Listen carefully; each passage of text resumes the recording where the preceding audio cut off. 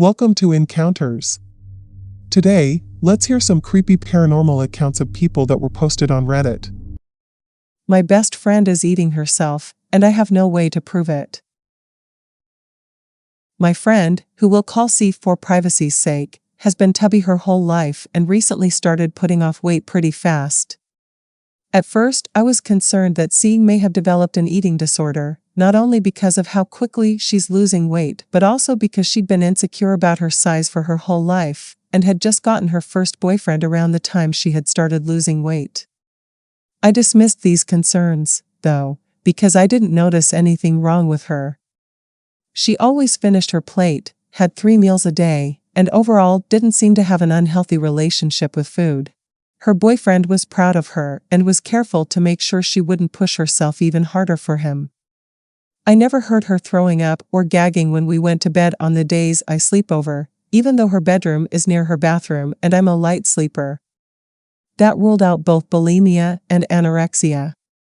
But last week, when I visited her, I woke up in the middle of the night after a nightmare. It wasn't exactly a nightmare, nothing happened, it was just red. A blank red screen, and then I woke up with the feeling of having to pee. So I go out in the hallway and see that the bathroom light is on. You might think this next part is weird. But we've been close our whole lives, even taking baths together when we were kids. And yes, she is the only one who uses that bathroom. I go into the bathroom silently. I wanted to scare her, laugh about it, ask to pee, then go back to bed. She was kneeling over the toilet. I thought she was just going to throw up, maybe she had bulimia after all. But I could hear her chewing. Her breathing was ragged and gravelly, like she was just getting over a bad cold. I took one step closer. She was chewing her arm. I almost laughed, thinking, how itchy could it be? And then I saw red. Dripping onto the toilet seat, dripping into the toilet, and making those little feather-like dripping noises that water makes. I couldn't move. I stopped breathing when I saw it.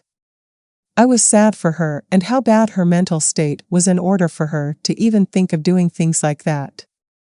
I was mainly terrified that she would be chewing me next. But those were all just basic instincts.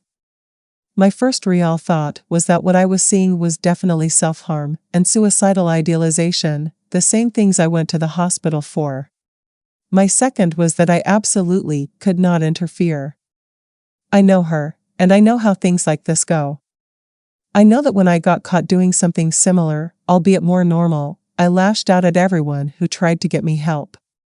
So I would tip her parents off in the morning, tell them to look at her wrists while she's still sleeping.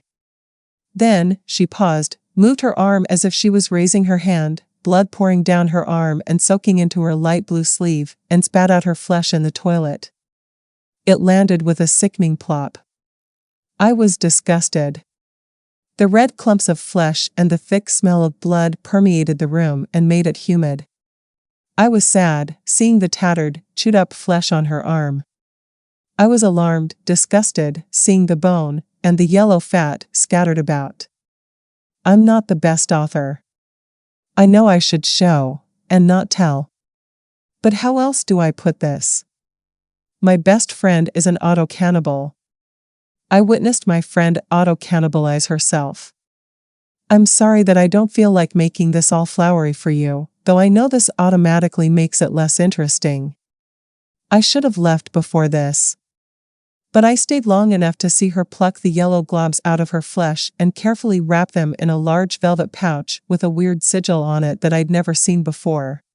Again, disgust, sadness, the feeling of being rooted in place. But an animal part of me, or whatever other being that has existed in the same material I'm made of now, knows that she is almost done and is about to turn around. I'm smart enough to listen to it. I ducked out, careful, silent, all my pee suddenly evaporating into thin air, the pressure in my bladder turning into a cold, heavy, dreadful mass lining my gut. Quickly, on silent feet, I get into my sleeping bag and roll over to my usual position, which thankfully doesn't face her bed or the door. I even out my breathing. I stab my fingers into my palm to make sure they don't go through and that I actually am awake right now. I hear the toilet flush. The sink runs. Footsteps, a door opening, footstep, door closing, footsteps, and on until she finds her way back into bed. I don't notice any unusual sounds, no crying or sniffling or anything that usually accompanies self-harm. She goes from the bathroom straight to her bedroom.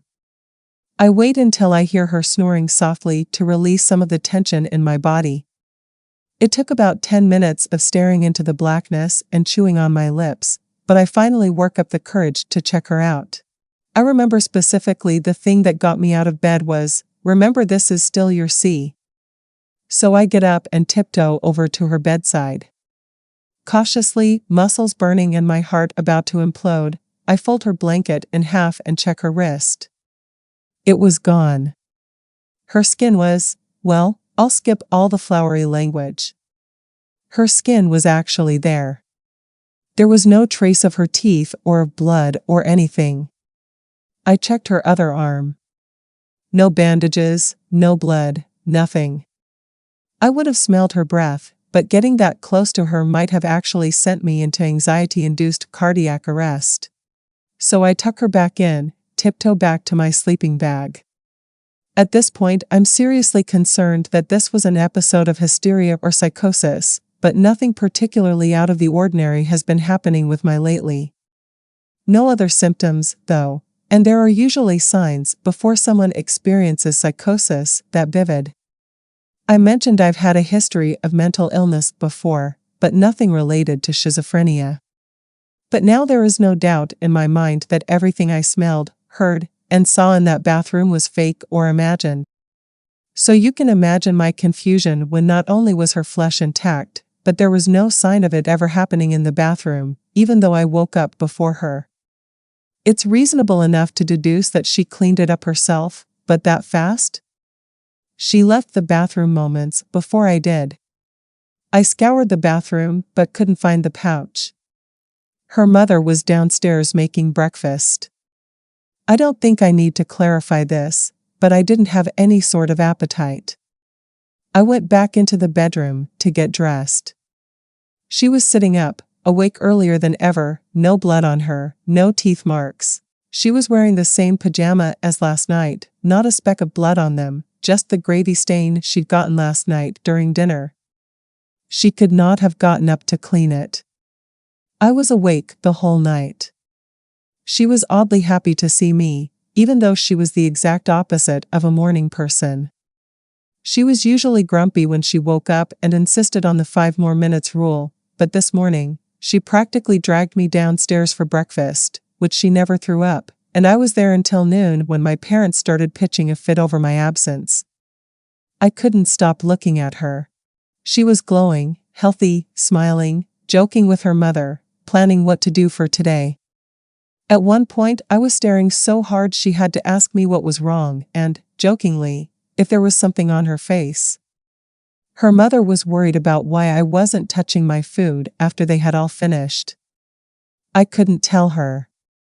How could I? Who would believe me?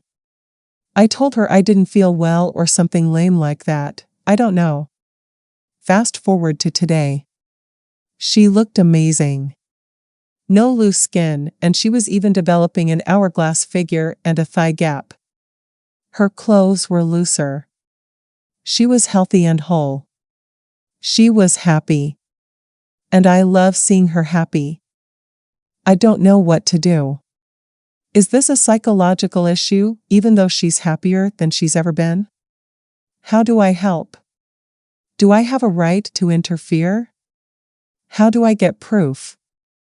Who will believe me? What is she even doing? Please let me know what to do. I can't lose her. Thank you for watching the video.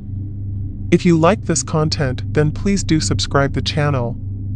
We will be back soon with more such encounters.